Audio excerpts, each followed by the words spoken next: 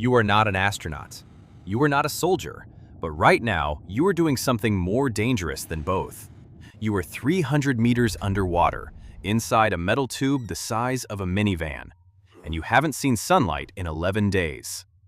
This is saturation diving, the most isolated, most claustrophobic, most physically punishing job on Earth. And today, it's your life. Let's start from the beginning. You grew up in Louisiana, 1987. Your father worked the rigs. His father worked the rigs. The Gulf of Mexico runs in your blood like crude oil. You failed college. You were good with your hands. Someone told you about saturation diving. Big money, short contracts. Nobody told you the rest. Training. 2 years. First, you become a commercial diver. You learn to weld underwater in a pool that smells like chlorine and fear. Then, hyperbaric chamber training.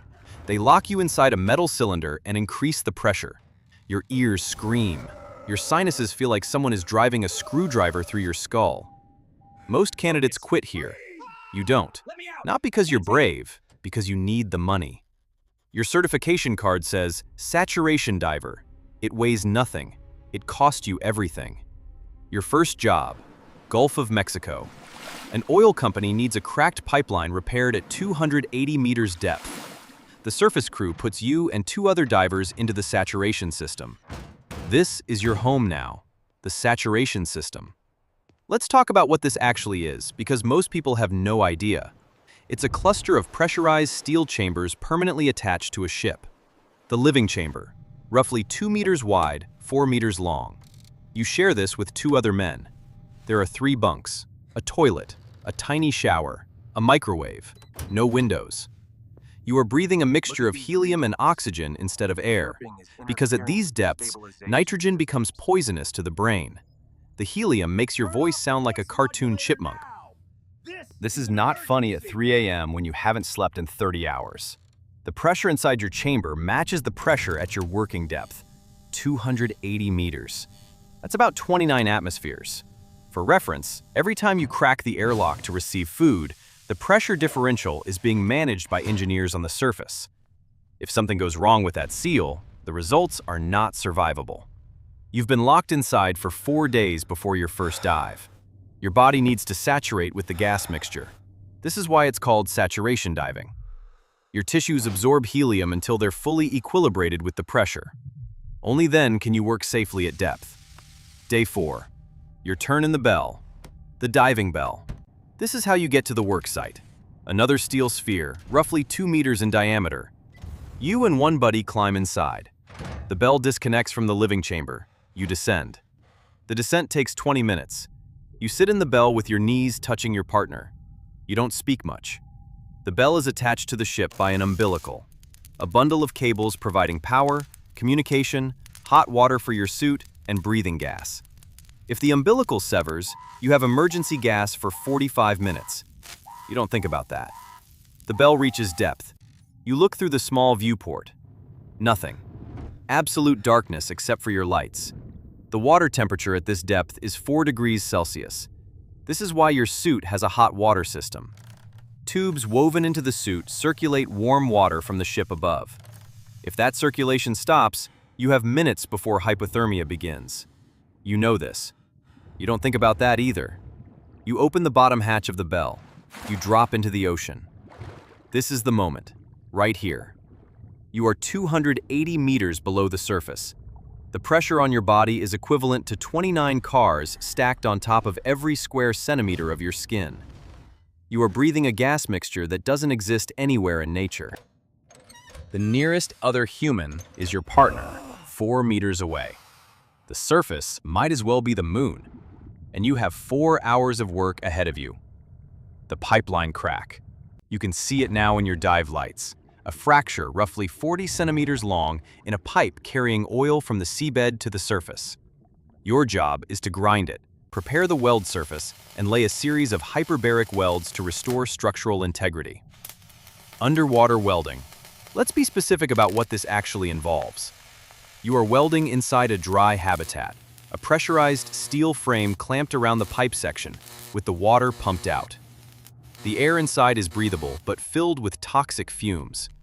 Your welding hood has ventilation, but the fumes still accumulate. Every day you do this, you are inhaling particles of manganese, chromium, and nickel oxides. These compounds cause a condition called Parkinson's-like syndrome. It takes years. It is irreversible. You know this. You were told during training. Nobody has quit over it yet. The welding arc at depth behaves differently than its surface. The high pressure affects the plasma dynamics. The weld pool is more turbulent. You need to apply 3 times the concentration to get a clean bead. Your hands must be absolutely still. Any tremor, any distraction, and you get porosity in the weld. A porous weld under pressure fails. A failed weld means the pipeline fractures. The oil company loses millions. Your career ends. Or worse. 4 hours later, you return to the bell. Your hands are shaking, not from fear, from the fine motor exhaustion of holding a welding gun perfectly still for 4 hours in a metal box 30 times deeper than a scuba diver has ever gone. You ascend. You return to the living chamber. Your day is over. Except your day doesn't end because you're not going anywhere. This is the part nobody talks about. You are locked inside these chambers for the entire contract, typically 3 to 4 weeks, 24 hours a day. You eat, sleep, use the toilet, and occasionally dive. That's it. That is your entire existence. The living chamber is 2 meters wide. You can touch both walls with your arms extended. The ceiling is low enough that tall men walk slightly hunched. The 3 bunks are stacked. When all 3 of you are inside, you move around each other like chess pieces in a very small box. You cannot go outside. Not because the door is locked, but because the pressure difference would kill you instantly. The moment you open that main hatch without going through the long decompression process, your blood would begin to boil. Nitrogen bubbles, or in your case helium bubbles, would form in your joints, your spinal cord, your brain. This is called explosive decompression. It is not a movie concept. It is what happens. So you stay inside. You develop routines. You watch movies on a tablet. You read books you've already read 3 times. You do push-ups in the narrow corridor between the bunks. You talk to your crewmates until you know every story they've ever had. Then you start over. You call your family on a phone line managed by the ship. The voice delay is slightly off. Your 6-year-old daughter asks why you can't come home. You explain it again. She doesn't understand. She's 6. You will miss her birthday. You will also miss your wife's birthday. You've missed 5 of the last 7 Christmases. The pay is good. Let's talk numbers. A saturation diver in the Gulf of Mexico earns between $45,000 and $90,000 per month during active contracts. The best saturation welders with specialist certifications can clear $180,000 annually. This sounds extraordinary. It is, until you factor in what you actually exchange for it. Your hearing degrades over time. The high-pressure helium environment causes a condition called high-pressure nervous syndrome at extreme depths, a fine tremor, nausea, and cognitive disturbances. Every dive accumulates micro-trauma in your joints. You will likely have multiple joint surgeries before retirement.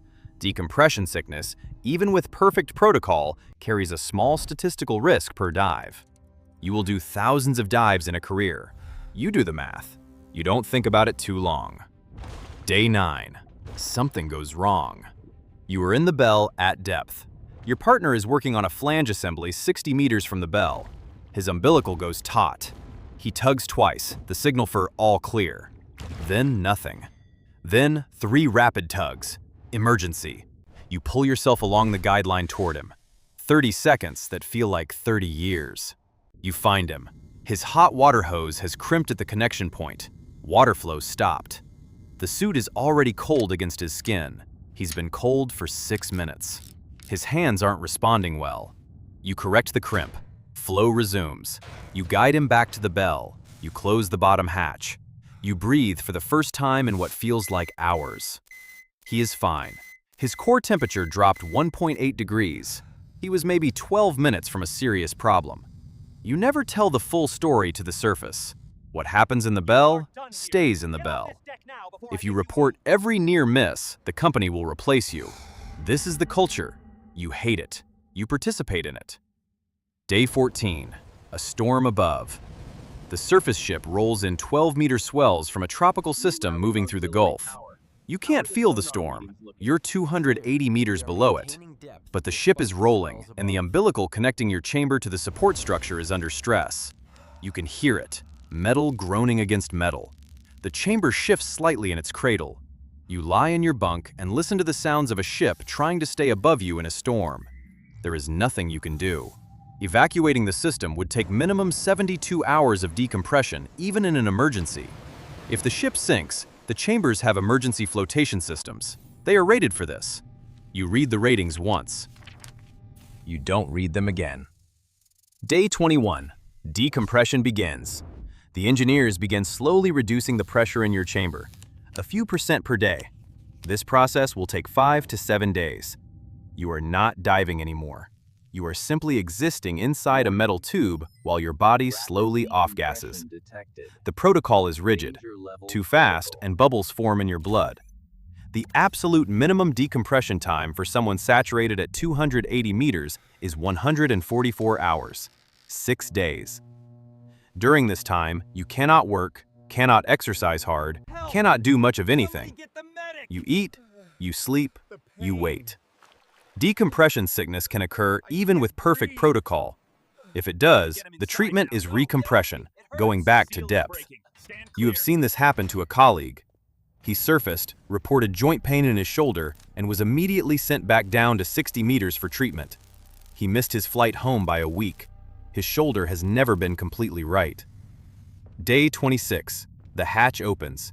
You step out onto the deck of the ship. The sun is violent.